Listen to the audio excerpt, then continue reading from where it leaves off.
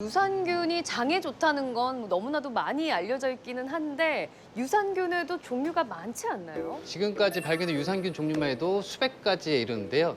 중요한 건 균종마다 하는 역할이 틀리고 작용하는 위치도 다 다르다는 것이고요. 그러다 보니 내 몸에 꼭 필요한 균종을 찾아서 섭취하는 게 유리하다고 할 수 있겠습니다.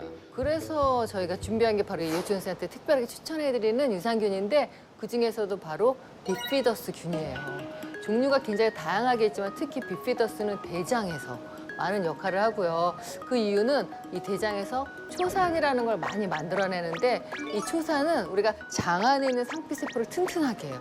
튼튼하다 보니까 독소가 체내로 흡수되는 걸 막아주고 또 안에서 면역작용이 있고 살균작용이 있어서 나쁜 균 증식을 막아주는데요. 이게 실제 이탈리아의 한 대학에서 과민성 대장증후군 환자 122명에게 4주간 특히 비피더스균 파우더를 섭취하게 한 결과 복통, 안에 복부 팽만, 소화불량이 개선되는 그런 효과를 얻을 수 있었습니다. 비피더스라는 거는 저희 몸속에는 원래 없는 건가요? 그런 것들? 비피더스균이 장내 세균의 80%를 차지하는 시기가 바로 아기들 때예요. 그때는 모유를 먹고 있기 때문에 충분히 이렇게 충족이 된 거였고요. 이제 비피더스균 자체가 나이가 들면서 계속 이제 감소를 하게 됩니다. 장 건강을 위해서는 줄어드는 비피더스를 붙잡아주기 위해서 따로 섭취해야 하는 그런 노력들이 꼭 필요한 거죠. 그런데 평소 장이 건강한 사람은 유산균을 따로 안 먹어도 되는 건가요? 네, 우리가 이제 장 건강이라고 하는 거는 뭐 설사, 변비, 과민성 대장증후군 이런 질환에만 영향을 미치는 게 아니에요.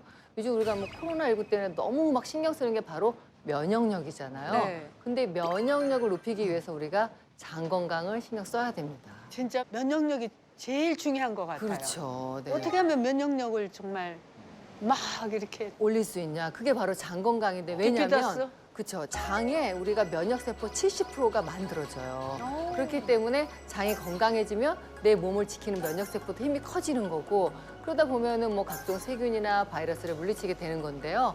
또 일본의 한 연구기관에서 한 논문을 소개하자면 45명의 노인을 대상으로 12주간 이 비피더스 파우더를 섭취하게 한 후에 병원 이 바이러스에 대한 저항력을 좀 검사해봤는데요.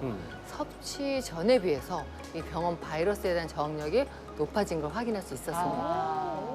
꼭 먹어야 되겠네. 제품으로 먹고 싶다 하는 분들도 계실 텐데 어떤 걸 따져봐야 될까요? 식품의약품안전처에서는 하루 1에서 100억 마리 유산균 섭취를 권장을 하고 있습니다. 근데 문제는 이제 과량 섭취 시에는 복부 팽만감이라든지 설사 같은 증상을 유발할 수가 있으니까요. 안전성과 효율성을 놓고 보면 임상 실험으로 가능성이 확인이 된 건지 또 장에서 직접 작용하는 프로바이오틱스인지 확인하는 것이 좋을 걸로 사료됩니다.